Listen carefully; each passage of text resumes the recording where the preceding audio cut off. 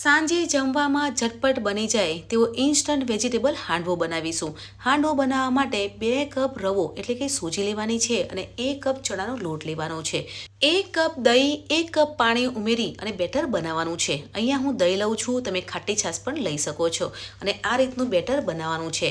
આજે આપણે vegetable instant handvo બનાવીએ છીએ. ત્યારે મેં પાલક, લીલા ધાણા, અમેરિકન મકાઈ અને ગાજર લીધા છે. તમારે બીજા શાકભાજી લેવા હોય તો પણ લઈ શકો છો અને બધા શાકભાજીને ઝીણા સમારવાના છે. હાંડવાનું બેટર થીક થયું છે કેમ કે સૂજી ઉમેરી છે એટલે બેટર થીક થશે.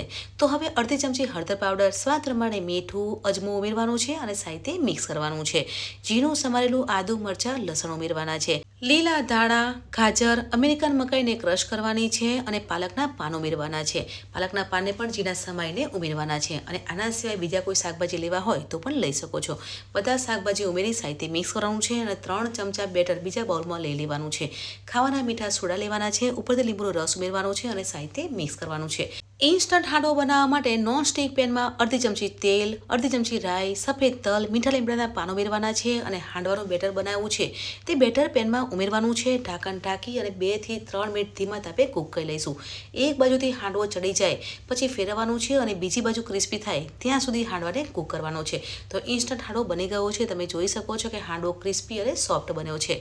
સાંજે જમવામાં ઇન્સ્ટન્ટ વેજીટેબલ હાંડવાની રેસીપી કેવી લાગી કમેન્ટ કરજો અને રીલ્સને શેર કરજો. બાય.